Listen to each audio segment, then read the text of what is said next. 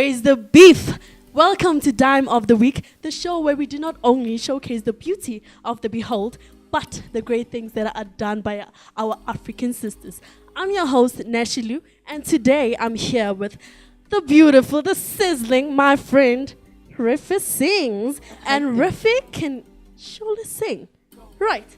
Yeah, let's get to know her.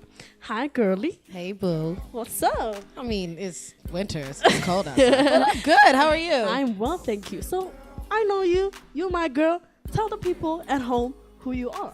All right, everybody. Well, I go by REFI Sings, and, you know, as the name states, I sing. I also rap, I songwrite, I play guitar, and I produce. Yeah.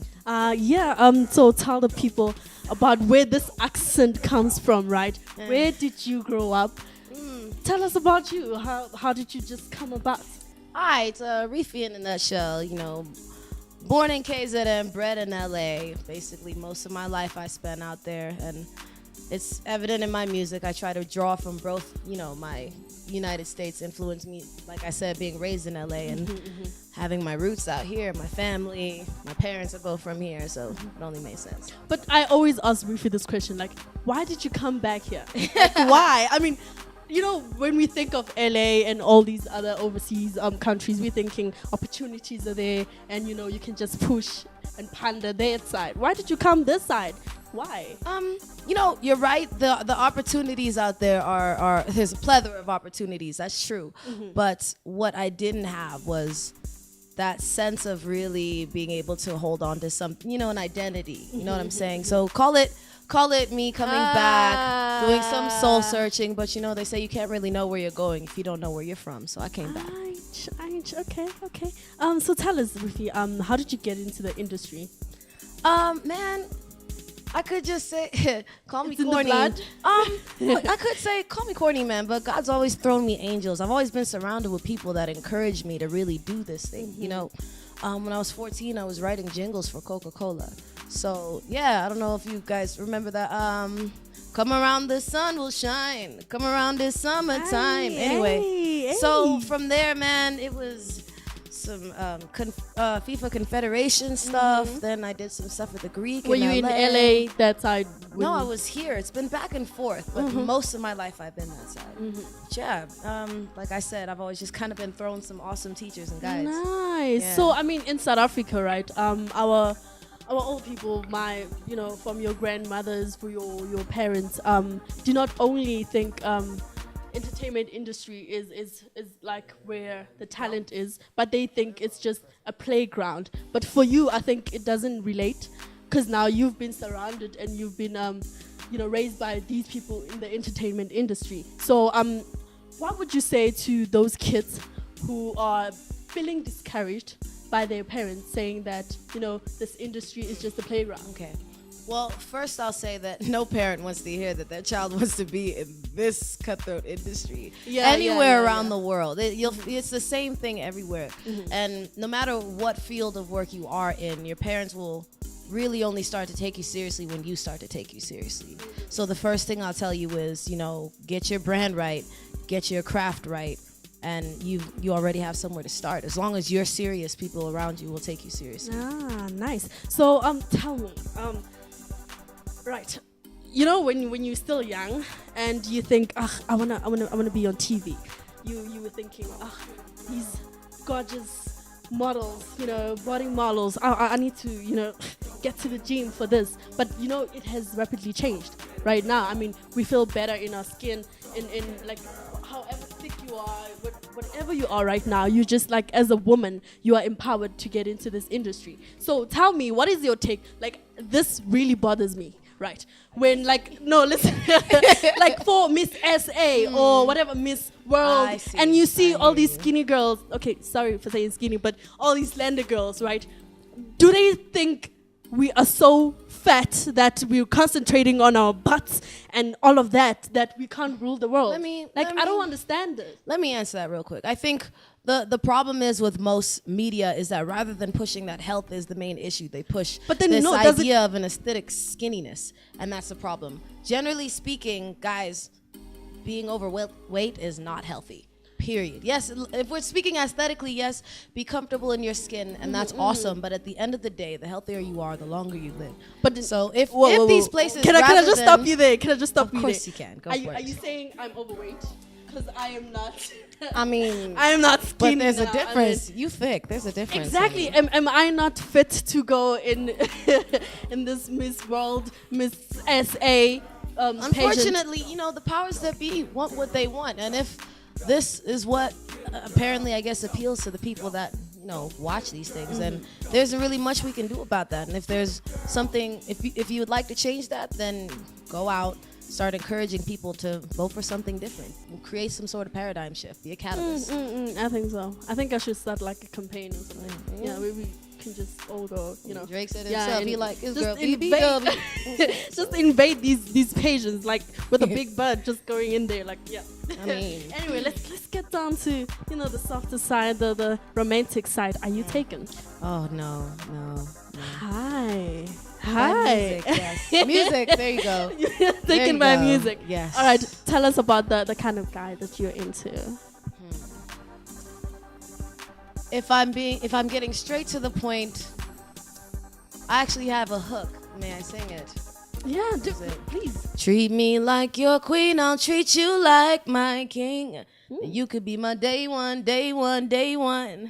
Basically, like it's a mutual thing. It's a mutual thing. Me, I like, guys, I like being treated like a queen, okay? And when I'm really feeling you that much, you will remember my love.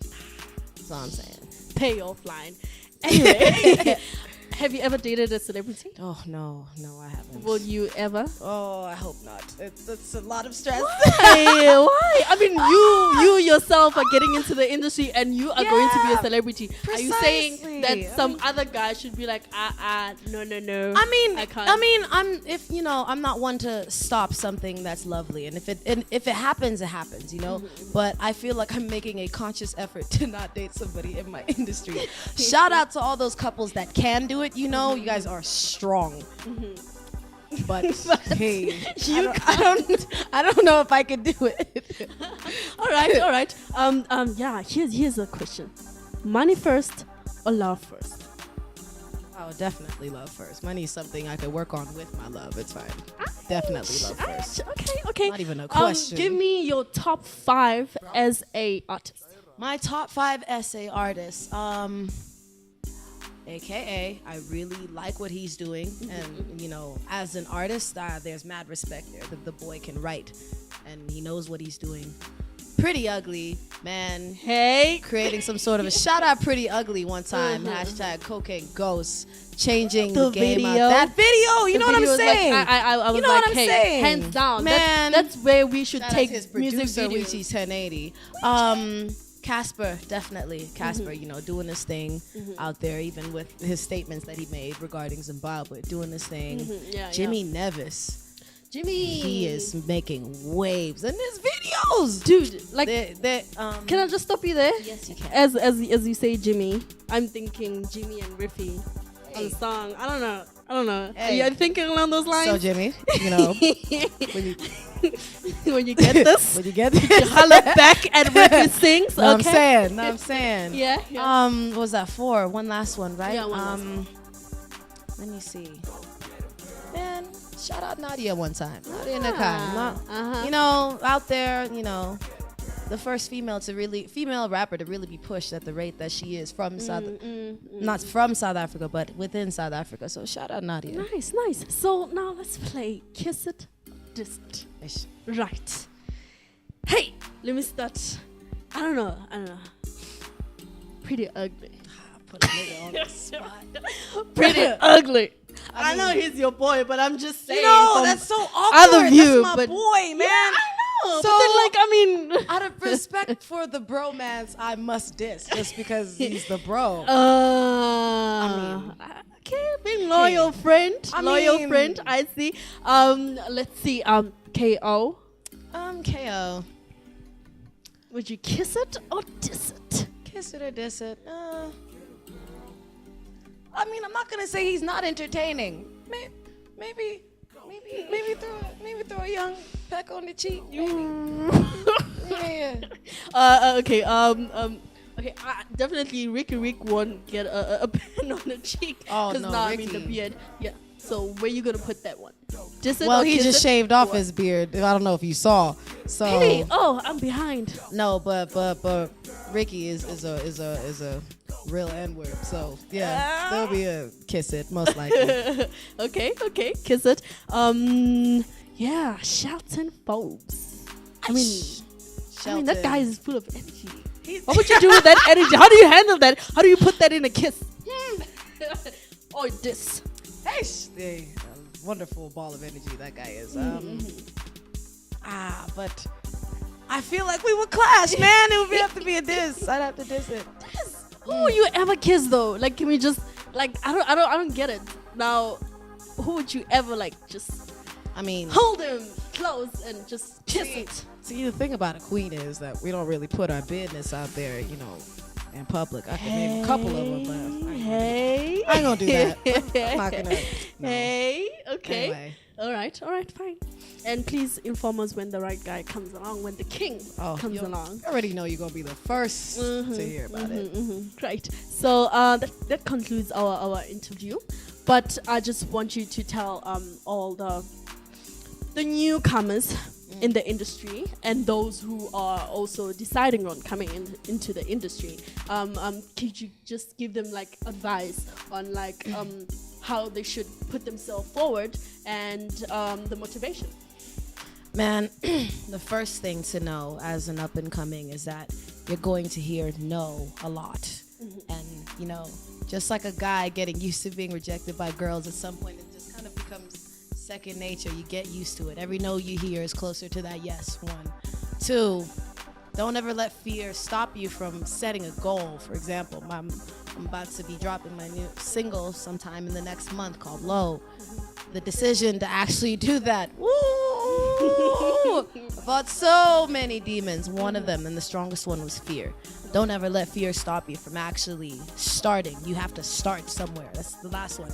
Is don't worry about how you're getting there or when you're getting there. The first thing you need to worry about is starting, man. It's just like when you go to the gym. The first thing you worry about is getting there. So, REFI, tell us about the project that you've worked with and people that you've worked with and what you're currently working on. I'm currently working on a 6-song EP right now. There's no title for it yet, but it's coming. And the single for the project will be a song entitled Low. It'll be just me. Expect some reggae / some cool ass hip hop, like some Weekend rapping, Special remix, right? Something along those lines. That's a fresh one. I'm currently working with the likes of Taiwanda, Weechi 1080, two of the baddest producers in the country, hands down. Yeah. You already know. Man, who have I worked with? I've worked with, as I said, the likes of Pretty Ugly, Taiwanda, Weechi, Bongani Fasi, Judas Puma at some point. This is in the country. In LA, I was very blessed to work with the likes of Kay Franklin, Iman Amari, Focus 3 Dots. He worked on No by Beyonce, and you already know by 112.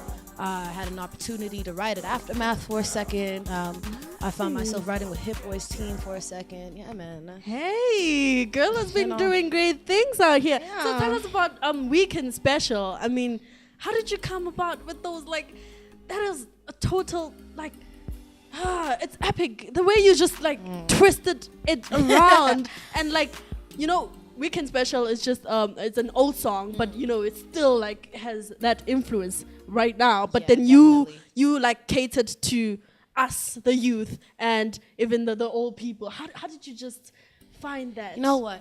I thought of what it actually felt like to be someone like, for example, you know how Weekend Special will play now and people will basically disregard what it is that Brenda's saying because it's such a jump. When I really sat down and listened to what she was saying and where she was coming from, being the woman that was basically robbed of this opportunity to be what we now refer to as a main chick, I thought about it and was like, as wrong as some people find it, being that girl that's on the side, it happens. And sometimes it happens when you're not really looking for it to happen. Like, for example, in this song, I came from the perspective of someone who was in love with this guy and then found out way later that actually I'm not even the priority. But now it's too late because I've already invested every bit of my feelings into you, you know. So that side of it is never really spoken about. In my music, I try to really go into the idea of exploring the vulnerabilities and realities of what love and being a woman really is. Yeah. For example, I'm currently working on this one song. It's called Would You Stay? And I'm talking about the girl who's had the time her man just walked out on her, right? And this girl is now sitting here like, okay, what do I have? I have my pride, I have my ego, but I don't have my man. So she's now sitting back and really being able to admit that she was wrong and talking to this guy like, listen, I'm putting everything aside, but like, babe, would you stay? Nice, man. What's up, everybody? It's REFI Sings, and you're tuned into Where's the Beef? Koza.